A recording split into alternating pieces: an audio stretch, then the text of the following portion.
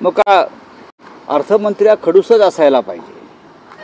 आता खडूस नाही आहेत काय त्या कशा प्रकारे बोलतात, त्या कशा प्रकारे एखाद्या चुकीच्या गोष्टीचं हा बघा, अग्रलेखामध्ये त्या बाईनं खडूस म्हटलं, त्यामागचं तुम्ही संपूर्ण अग्रलेख वाचा. अर्थमंत्री पदाची व्यक्ती खडूसच असते, कठोर असते आणि दयाबुद्धीनं काम न करणारी असते. तिला फक्त देशाच्या तिजोरीमध्ये महसूल मिळवायचा असतो, त्यासाठी कोणाच्या खिशामध्ये हात घालायचा, कोणाची पाकिट मारायची, यासाठी अर्थमंत्र्याची नेमणूक असते. प्रधानमंत्र्यांना ज्या गोष्टीचा वाईटपणा घ्यायचा नसतो ते अर्थमंत्र्याच्या माध्यमातून घेत असतात. तर हा फार मोठा विषय नाही आहे. बोला. पुन्हा एकदा पकोडे तळाला लागतील असं देखील आहे. अर्थात बघा आपल्या अर्थसंकल्पात महागाई कमी करण्यासाठी काही योजना आहेत का? नाही. महागाई वाढली. बेरोजगारी कमी करण्यासाठी काही उपाययोजना आहेत का? नाही. महागाई आणि बेरोजगारी कमी होणार नसेल तर मध्यमवर्गीयांचं कसं काय भलं होणार? रुपया ज्या पद्धतीनं कोसळलाय, 87 रुपयावरती आला, 87 डॉलरच्या तुलनेत. रुपया मजबूत करण्यासाठी काही योजना आहेत का? मी म्हणतो अजिबात नाही. 12 लाखाच्या पर्यंत जो स्लॅब आहे इन्कम टॅक्स रिलीफचा, त्याच्या पलीकडे मध्यमवर्गीयांसाठी किंवा गरिबांसाठी कोणती योजना मला दिसत नाही. मुळात 12 लाख इन्कम टॅक्स भरण्यासाठी 12 लाख इन्कम आणावं लागेल ना. 12 लाख इन्कम आणावं लागेल. 12 लाख इन्कम कोणाकडे आज आहे? अनेक ठिकाणी मोठ्या प्रमाणात लोक कॉन्ट्रॅक्ट लेबर म्हणून काम करतात. कॉन्ट्रॅक्ट लेबर काम करतात. उच्च शिक्षित लोक, पदवीधर हे कॉन्ट्रॅक्टमध्ये काम करत आहेत आणि त्यांचं उत्पन्न हे उघडपणे कागदावर येतच नाही. 3.5 ते 4 कोटी लोक इन्कम टॅक्स भरतात. त्याच्यामध्ये 12 लाख वाले किती आहेत? याचा खुलासा आमच्या ज्यांना आपण खडूस म्हणताय त्यांनी करायला हवा. अर्थसंकल्प समजायला किमान 72 तास लागतात. बाईने अर्थसंकल्प वाचला आणि ताबडतोब आम्हाला कळलं हे कुणी म्हणत असेल तर ते मूर्ख आहेत. किमान 72 तास लागतात अर्थसंकल्प नीट समजून घ्यायला. मी कालही म्हणालो, आम्ही नानी पालखीवाल्यांचं भाषण ऐकायला जायचो की अर्थसंकल्पात काय आहे. आपल्याकडे असे कोणते मोठे तज्ज्ञ आहेत की लगेच त्यांना अर्थसंकल्प कळला. किंवा देशामध्ये मोदी जोरजोराने बाका वाजवत होते, मोदींना काय अर्थसंकल्प कळला? हा बोलिये. शिंदेच्या मंत्र्यांचा खासगी सचिव म्हणण्याचा अधिकार देखील आता काढण्यात आलेला आहे. अस्वस्थ असे त्यांचे मंत्री मी कसं काय सांगू? आज या प्रकारच्या बातम्या प्रसिद्ध झालेल्या आहेत की मंत्र्यांना त्यांचे सचिव नेमण्याचे अधिकार नाही. म्हणजे जे केंद्रामध्ये मोदींच्या मंत्रिमंडळामध्ये आहे तेच महाराष्ट्रामध्ये फडणवीस यांच्या मंत्रिमंडळामध्ये होत आहे. अर्थात शिस्त म्हणून ते योग्यच आहे. जर तुम्ही शिस्त म्हणाल, एक शिस्त असते. जर मुख्यमंत्र्यांनी त्या शिस्तीच्या संदर्भात अशा प्रकारे काही ठरवलं असेल तर त्याच्यावरती फार टीका करण्याचं कारण नाही. पण ज्या पद्धतीनं एकनाथ शिंदे व त्यांचे लोक मोकाट सुटले होते 2-2.5 वर्षापूर्वी की आम्ही सांगू तसंच राज्य आणि मंत्रालय चालेल किंवा खाती चालतील, त्याला जर मुख्यमंत्र्यांनी लगाम घातला असेल आणि शिस्त आणण्याचा प्रयत्न केला असेल, ज्याला आपण अनुशासन म्हणतो, अनुशासन पर्व म्हणतो, तर त्याचं स्वागत करायला हवं. कोणाला येऊन सचिव म्हणून बसवायचं आणि सचिवाच्या माध्यमातून पैसे गोळा करायचे. सचिव अनेक ठिकाणी या मंत्र्यांचे हे कलेक्टर्स, पैसे गोळा करणारे, व्यवहार करणारे, डील करणारे, मंत्र्यांच्या वतीनं पैसे स्वीकारणारे, असे अनेक ठिकाणी या घटना घडल्या. आणि त्याच्यामुळे जर देवेंद्र फडणवीस मुख्यमंत्री म्हणून त्याच्यावर नियंत्रण आणलं असेल तर त्याच्यावरती फार टीका व्हावी किंवा त्याच्या संदर्भात काही प्रश्नचिन्ह निर्माण करावं असं मला वाटत नाही. 80,000 कोटी थकबाकी आहे. टेंडर्स जे घेतलेत गव्हर्नमेंटचे कंत्राटदारांचे, आणि आता कंत्राटदार आंदोलनाचा इशारा 80,000 कोटी ही कामं कंत्राटदारांकडून करून घेतली आहेत किंवा न करता त्यांच्याकडून 25% कमिशन घेतलं. कंत्राटदार 80,000 कोटी कागदावर जे दिसत आहेत तुम्हाला, त्यांच्याकडनं कामं करून घेतली किंवा कामाच्या नावाखाली निवडणुकीच्या आधी ज्यांना हा निधी दिलेला आहे आमदार, त्यांनी थेट कंत्राटदाराकडून कामं सुरू होण्याआधी 25% घेतलेले आहेत. सगळ्यांना माहिती आहे. आता 80,000 कोटीचे तुम्ही 25% जर काढलेत तर गेल्या 2 वर्षामध्ये किती हजार कोटी या फुटीर आमदारांच्या खिशात गेलेत आणि त्यांनी पक्ष का सोडला आणि अजूनही ते शिंदे अजित पवारांना का चिटकून राहिलेत याचं कारण कळेल. 80,000 कोटीचे 25% तुम्ही काढा, किमान 20,000 कोटी होत आहेत. किमान 20,000 कोटी होत आहेत. ते 20,000 कोटी रुपये कंत्राटदारांकडून टेबलाखालून आधीच घेण्यात आलेले आहेत. हे तुम्हाला स्पष्ट दिसतं आहे. 80,000 कोटीचे व्यवहार ज्या ठेकेदारांबरोबर झाले ते रस्त्यावरती उतरलेले आहेत. हा पुरावा आहे सगळ्यात मोठा. त्यांना का त्यांचं काम जर झालं असेल त्याचे पैसे काय मिळत नाहीत, ते का थांबवले आहेत?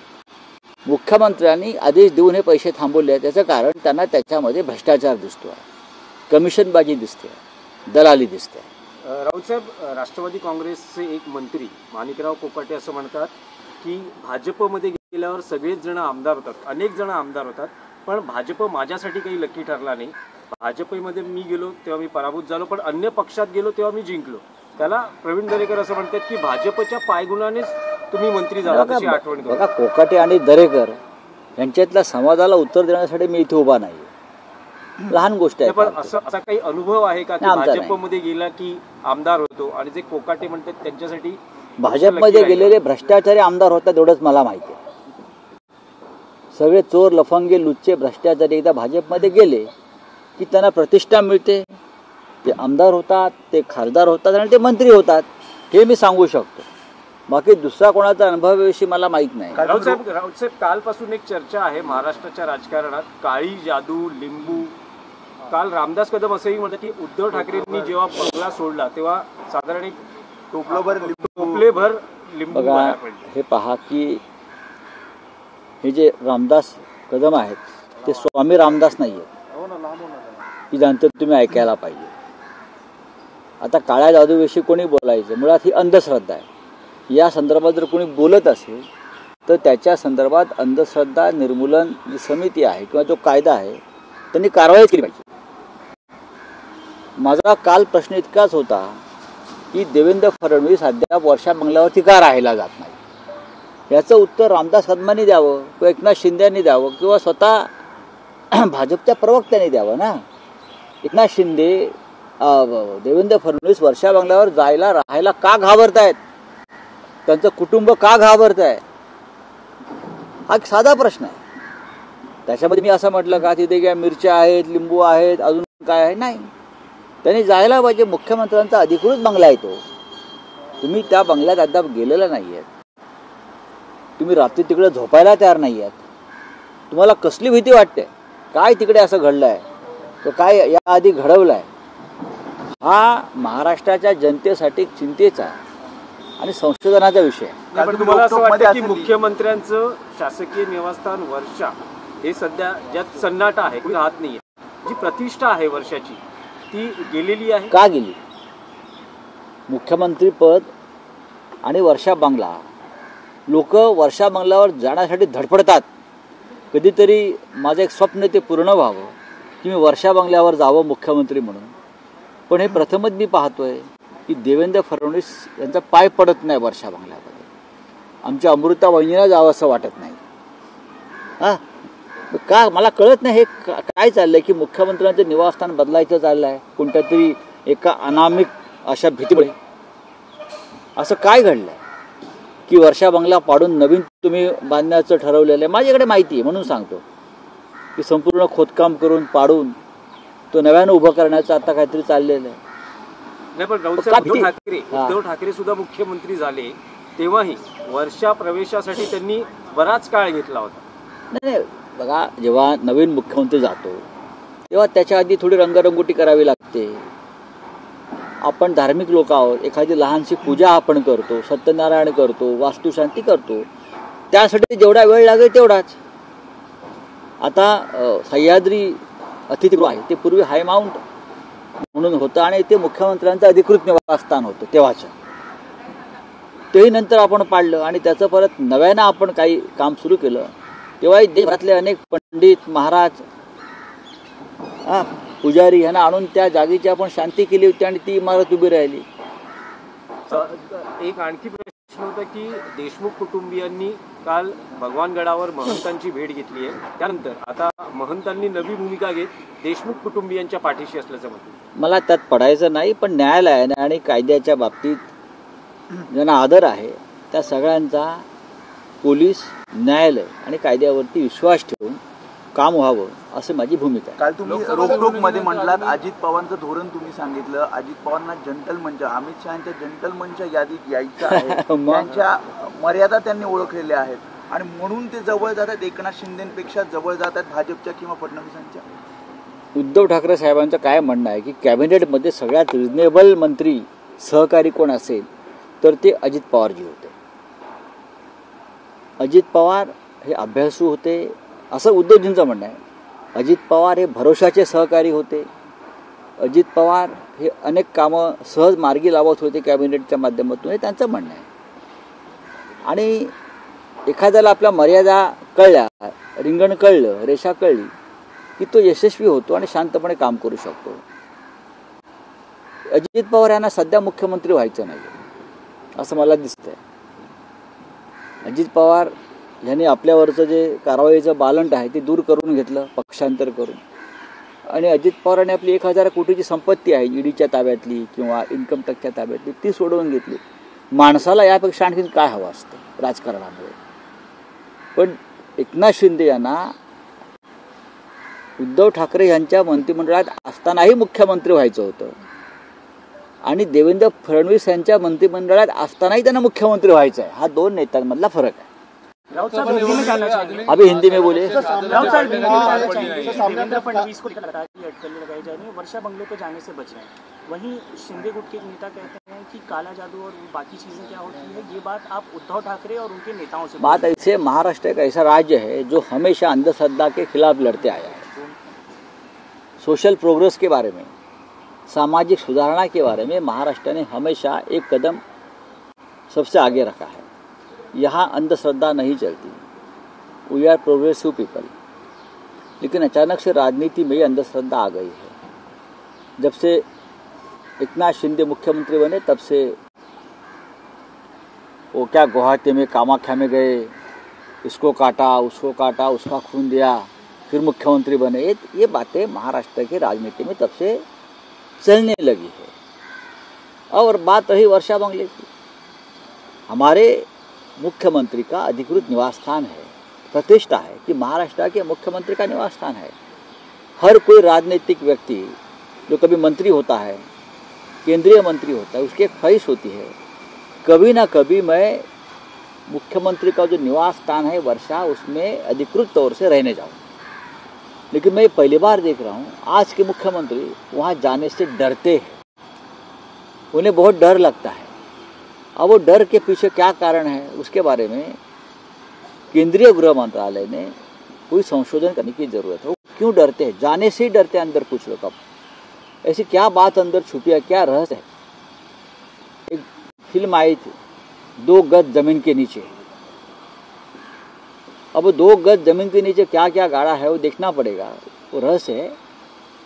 राम गोपाल वर्मा ने वहाँ भी जाना चाहिए और एक फिल्म बनानी चाहिए कि वर्षा बंगला का रहस्य क्या है. मुख्यमंत्री पद है तो वहाँ जाकर आपको उस बंगले में रहना पड़ेगा. तो मैं सुन रहा हूँ कि देवेंद्र जी जाना नहीं चाहते. अगर नहीं जाना चाहते तो वर्षा बंगला तोड़कर नया बंगला बनाना चाहते हैं, जमीन के नीचे क्या है वो देखना चाहते हैं. ये सब बातें अब चर्चा में है, हम भी सुनते हैं और क्या कर सकते हैं. लेकिन महाराष्ट्र में एक कभी ऐसा नहीं हुआ था.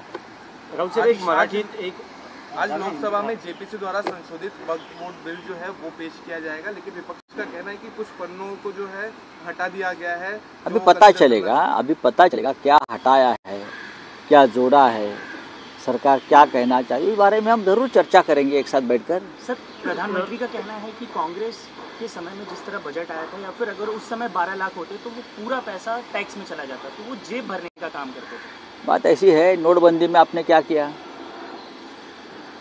10 साल में आपने जो जो बातें की है वो क्या है, आप एक बार अपना रिवाइंड कर लीजिए। कांग्रेस या हम सब लोग 60 साल से सत्ता में रहे, ज़्यादा जनता की कोई हमारे खिलाफ कंप्लेंट नहीं थी। अच्छे से अच्छे बढ़िया बजट हमने दिए।